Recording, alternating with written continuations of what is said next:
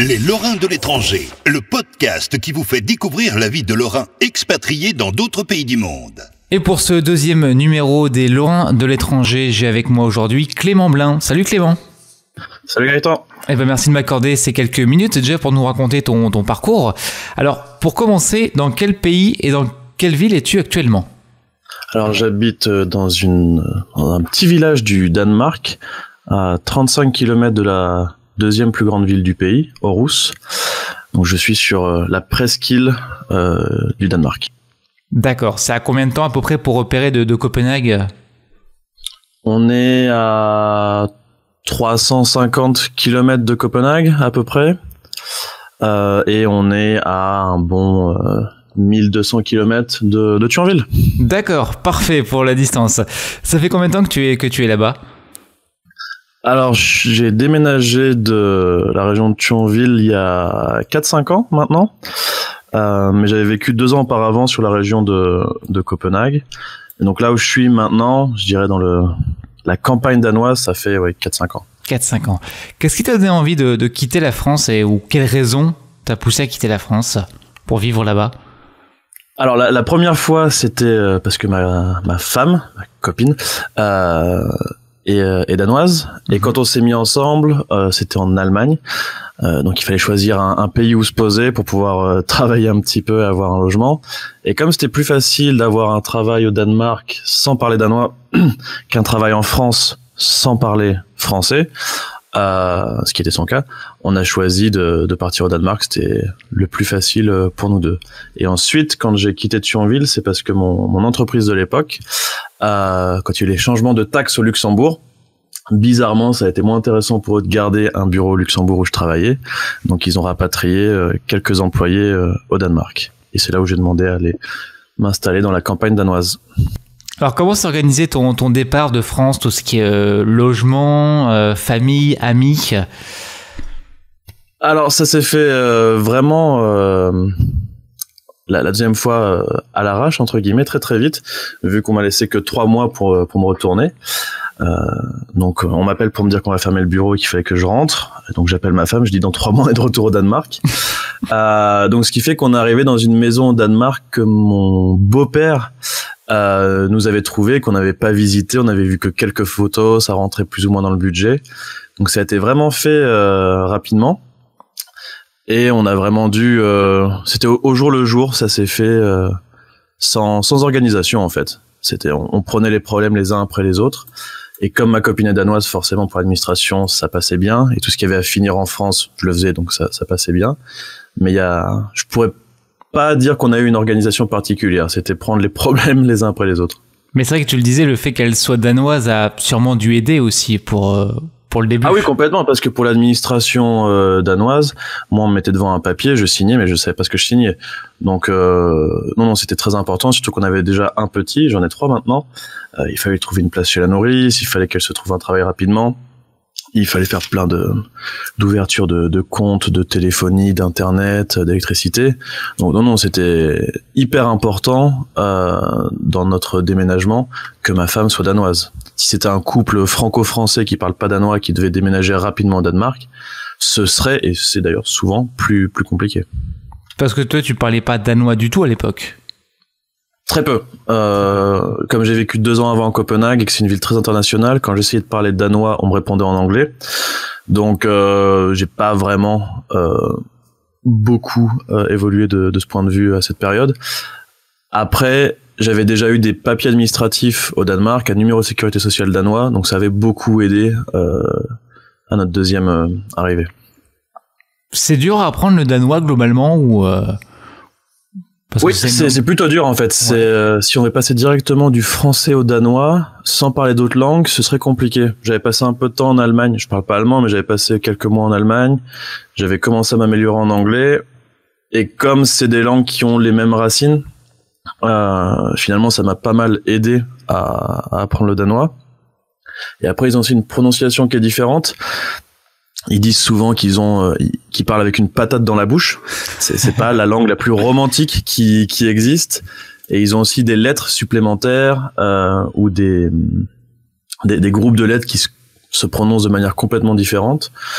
Mais je pense que c'est dans les deux sens. C'est très compliqué pour les Danois d'apprendre le français, même s'ils ont une certaine appétence pour ça. Ils ont une histoire avec la France. Et c'est compliqué pour des Français qui partiraient de la base de juste apprendre le danois en quelques semaines. Ouais, c'est une sorte d'intermédiaire entre l'allemand, c'est un peu ça en fait, non? Ça se rapproche de l'allemand? Avec des bases d'anglais sur la construction des phrases et d'allemand sur un peu de vocabulaire et puis essayer de voir aussi comment ils construisent les phrases, ça peut aider à avoir des bases pour le danois. Ok. Alors tu me disais tout à l'heure, donc côté travail, t'es au chômage pour l'instant, hein, c'est ça? C'est ça. Ouais. T'avais fait quoi comme travail avant? Alors j'étais chef d'équipe dans un service client. J'avais fait manager de bureau pour cette entreprise et ensuite responsable du service client. D'accord. Et aujourd'hui donc chômage.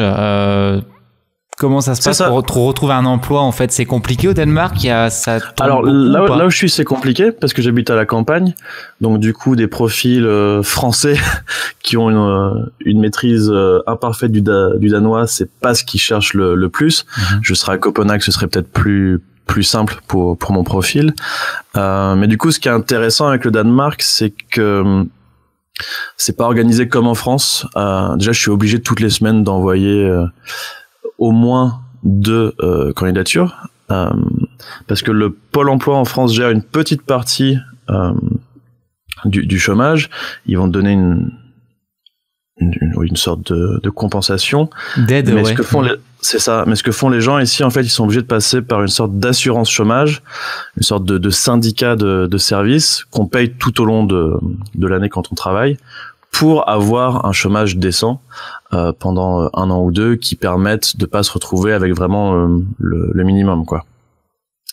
Mais du coup, ça vient avec pas mal de demandes de leur part, comme par exemple être obligé d'envoyer au moins 2 demandes par semaine tout le temps, pour être sûr d'avoir mes sous à la fin du mois. Ouais, ils vérifient quand même que t'es actif, que tu cherches à postuler pour retrouver un emploi. Ah oui, il faut le prouver, il faut le documenter.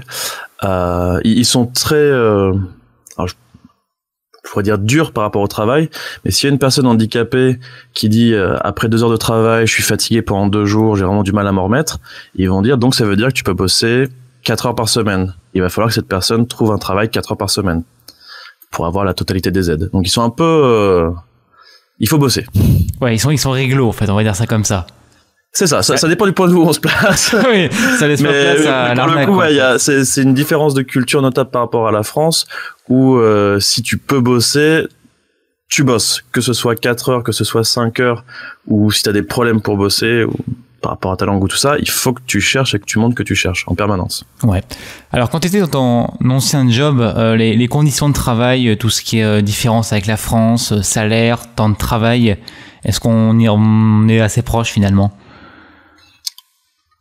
Alors, en termes de salaire, nous, on paye beaucoup d'impôts au Danemark. Je crois que je payais en tout quasiment 40% d'impôts sur ma fiche de paie. Alors, c'était pris régulièrement dessus. Enfin, tous les mois, les impôts sont pris. Donc, finalement, on n'avait pas de mauvaise surprise à la fin de l'année. Le coût de la vie est plus élevé, mais les salaires sont plus élevés. Donc, finalement, ça change pas trop.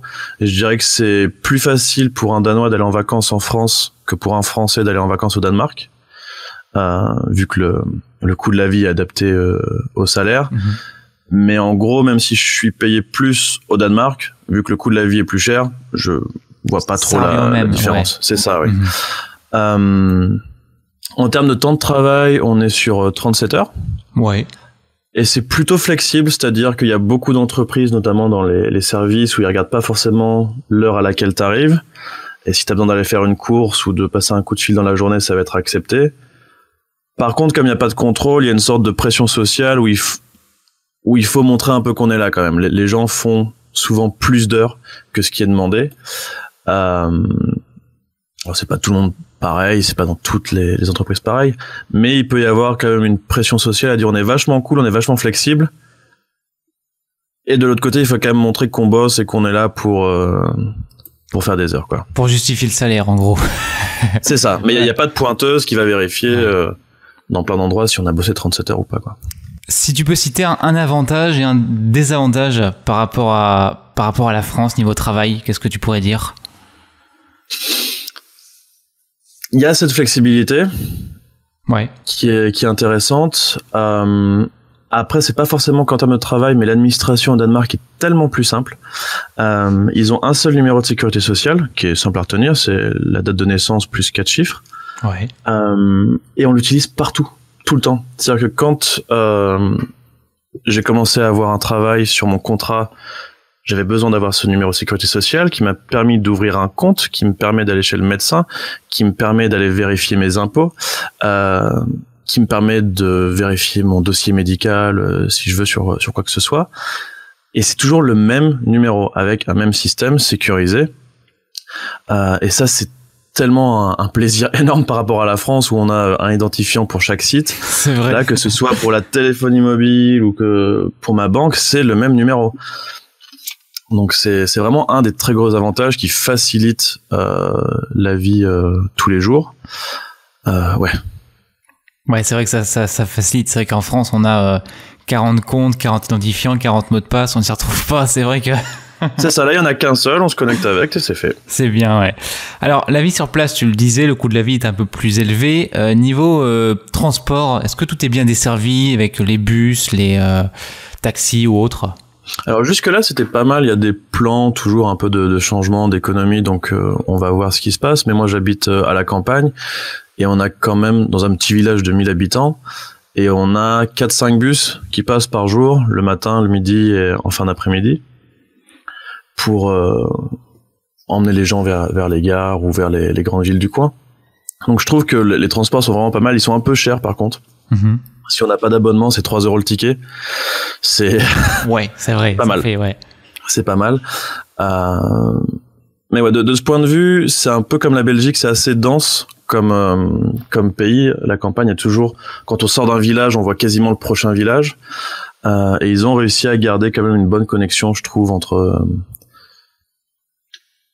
les différents points du pays. Ouais. Alors tu parlais de euros, il y a l'euro au Danemark ou c'est Non, c'est la couronne danoise. C'est bien ce qui me semblait, ouais, effectivement. C'est ça, les Danois, ils ont un deal avec l'Union européenne un peu à l'irlandaise ou au Royaume-Uni où ils ont pris que ce qu'ils voulaient de l'Union européenne et ils votent eux-mêmes à chaque fois s'ils veulent participer ou pas à une nouvelle règle ou à une nouvelle institution européenne. D'accord. Pour la conversion, pour que tout le monde le sache, 1 euro, ça fait combien de couronnes? 7,47. D'accord, oui, donc il y a quand même pas mal de... ouais. Ça change, à peu de choses près, c'est un peu comme par rapport au franc avant. Oui, c'est vrai finalement. Oui, c'était... Oui, c'est pas exactement ça, mais ça peut aider à comprendre. Quand j'ai 15 euros, c'est plus ou moins 100 couronnes ici, quoi. Oui, parce que finalement, le franc, c'était 6,59 à peu près, donc oui, c'est vrai qu'on... C'est ça. En fonction des taux de conversion du jour, c'est ce qu'on obtiendra. Ouais. Niveau alimentation, c'est important aussi. Quel type de produit tu as découvert là-bas au Danemark? C'est dramatique. Ah ouais. On n'a pas du tout la même culture. Ils sont pas bons Si, c'est sûrement très bon. Mais quand on arrive et on n'est pas prévenu, ça peut faire un petit choc. Je vais le prendre dans l'autre sens. Ma femme était choquée de voir la taille des plus petits magasins d'alimentation en France. Il y avait un mini market à Thionville. C'était la taille d'un grand magasin ici. Ah oui. C'est beaucoup de petites structures. Le choix est pas exceptionnel. C'est beaucoup de charcuterie. Je crois que c'est le 2e pays au monde qui mange le plus de charcuterie derrière les États-Unis. Donc c'est vraiment assez costaud. Et c'est beaucoup de pain noir, du roubreux, qui est d'une acidité incroyable. Ça fait 10 ans que j'essaie d'en manger, 10 ans que j'y arrive pas. C'est horrible. Donc, mais il commence à s'améliorer en ce moment depuis quelques années, au niveau de la boulangerie. Donc, ça reste correct, on va dire. Ça devient correct. Correct. Ça reste mangeable. C'est ça. Ouais. Est-ce que tu trouves des produits français par hasard là-bas, des marques françaises qui s'exportent? Alors oui, par exemple du fromage qui est très bon en France et qui arrive au Danemark est complètement acide. Ça c'est toujours la grosse déception quand je me dis tiens un bon camembert et qu'en fait il y a d'une acidité mais immangeable. Il y a une petite passion française qu'on peut retrouver dans plein de pays par rapport à la France, où des fois Lidl ils vont mettre des escargots ou des choses comme ça.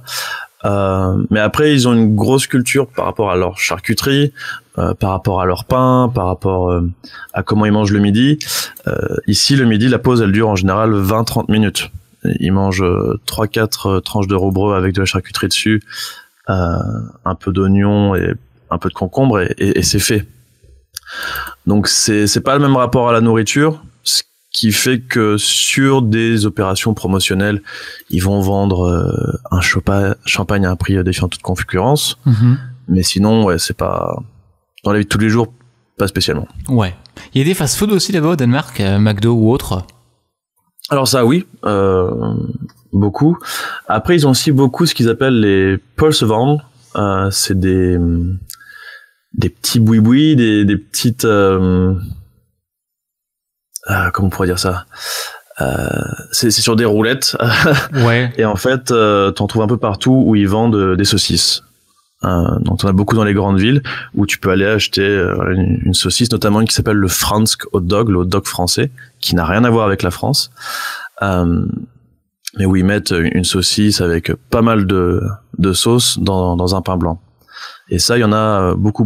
C'est une sorte de snack local, de sandwich local. Un snack ambulant, voilà, qui se déplace. C'est ça, exactement, ouais. Okay.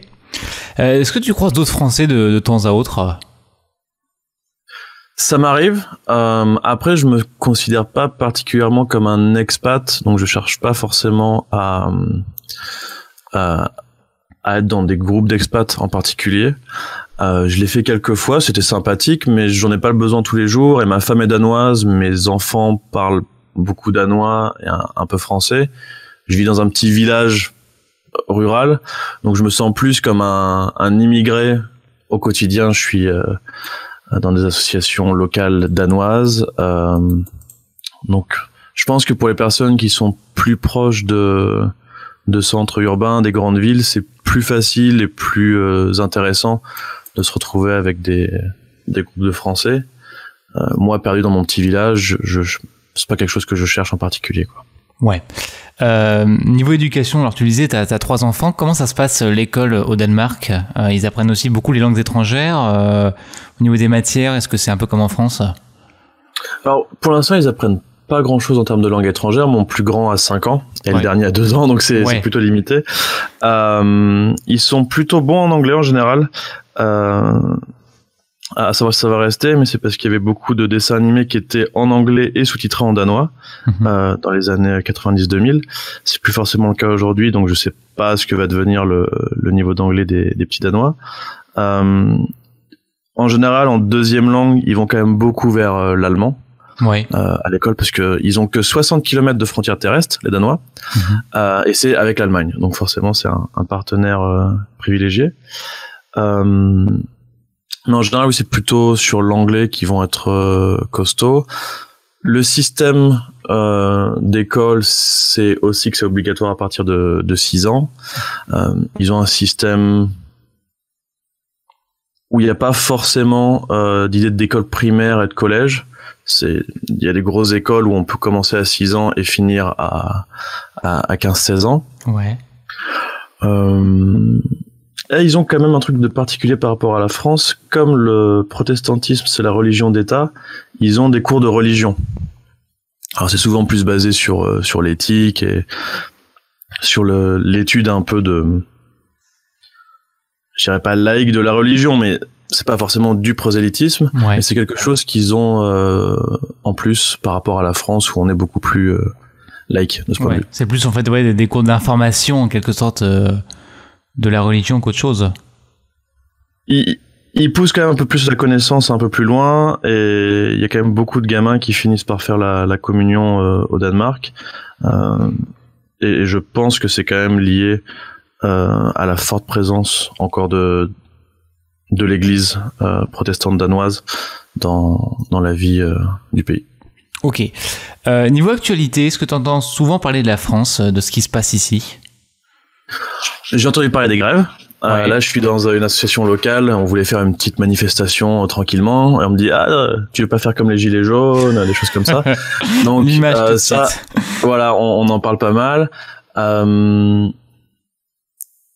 Il y a une bonne relation avec la France quand même. Quand Macron était venu faire du vélo avec l'ancien Premier ministre pour faire un tour au Danemark, le Premier ministre avait demandé le départ du Tour de France. Oui, c'est vrai. Qui va se passer cette année ou l'année prochaine, je sais plus. Donc voilà, il y a quand même, ils regardent vers la France. Il y a de bonnes relations. Il y a quand même pas mal de gens qui parlent français. L'ancien prince consort, donc le mari de la reine qui est décédé il y a 2 ans, c'était un Français. C'était Henri de Montpezat. Donc le prochain roi sera entre guillemets franco-danois. Donc voilà, il y a quand même une vieille relation avec la France. Il y a les stéréotypes par rapport à la France, par rapport aux grèves, par rapport au comportement des Français, des fois peut-être un peu arrogant tout ça, mais c'est plus sur le ton de la blague. Et voilà, on fait partie des pays qui les intéressent au même titre peut-être que le Royaume-Uni et l'Allemagne, quoi. Ouais, alors effectivement, là je viens de regarder le Danemark en 2021, ça sera donc le grand départ du Tour de France, départ à Copenhague, et il y aura 3 étapes dans le sud du pays, voilà. C'est ça. Toujours côté actualité, le gros titre du moment au Danemark, c'est quoi?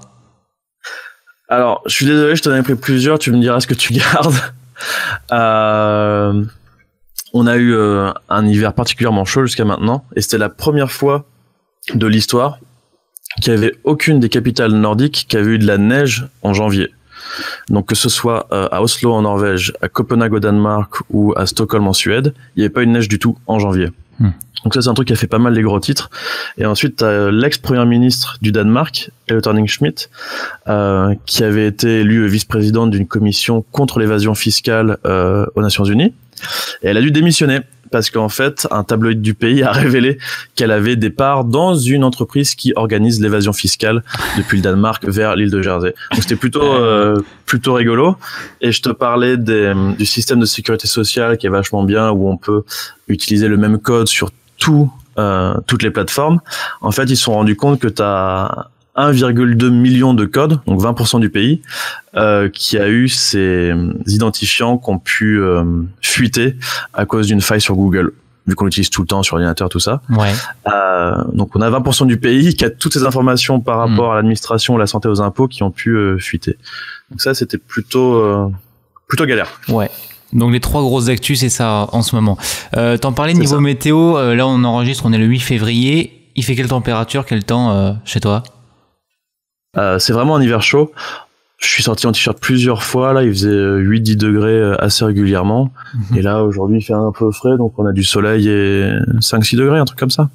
Ouais, donc effectivement c'est vrai que de mémoire le Danemark c'est souvent un pays froid l'hiver. C'est vrai que tu en parlais de la neige en Norvège, Suède, tout ça. C'est vrai que pour le coup on est loin du compte. C'est ça, la neige c'est pas forcément systématique ici au Danemark, ça peut arriver plus tard, mais c'est vrai que les gens sont impressionnés et qu'en moyenne on a eu au moins un demi-degré de plus que l'ancien record. Donc c'est vraiment un janvier chaud. Est-ce que aussi, je t'ai pas prévu d'en parler, mais le niveau écologie au Danemark, est-ce que c'est en France ça commence aussi, les gens commencent à prendre conscience. Est-ce que là-bas les gens prennent conscience aussi? Ouais, alors après c'est sur ce qui les arrange. Ils mangent beaucoup de viande, donc c'est très compliqué pour eux, par exemple, de réduire leur consommation de viande, de charcuterie. Et ils sont beaucoup sur des énergies dites vertes, comme les éoliennes. Ils ont plus de 50% maintenant de leur énergie qui est produite par les éoliennes, mais ils ont des parcs marins en fait, ce qui fait que ça produit beaucoup d'électricité. Donc ouais, il y a quand même une conscience écologique. Dans les années 90, c'était un gros pollueur, le Danemark. Et là, ils ont fait des gros efforts. Et ils communiquent aussi beaucoup dessus, quoi, avec leur image de marque à l'étranger. C'est quand même d'essayer d'être un pays en avance par rapport à l'écologie, au vélo, aux éoliennes et à tout ce qui pourrait être énergie verte. Ouais. Pour terminer, comment tu vois ton avenir au Danemark? Est-ce que tu comptes y rester ou peut-être pourquoi pas un jour rentrer en France en étant plus vieux? Je suis pas contre un retour en France ou un départ du Danemark, mais c'est vrai que là, en étant papa de 3 enfants, c'est plutôt sur les 10, 15, 20 années qui viennent, je pense qu'on va rester plus ou moins dans le même coin. J'avais déménagé 8 fois en 10 ans. avant d'arriver ici. Et là, je pense qu'on est arrivé sur la maison d'enfance de mes enfants, donc on va être tranquille. Ouais, se stabiliser un petit peu quelque temps. C'est ça, c'est ça. Parfait. Merci beaucoup Clément d'avoir répondu à mes questions. Merci à toi Gaëtan. Et puis nous, on se retrouve bientôt pour un nouveau numéro de ce podcast consacré aux Lorrains de l'étranger.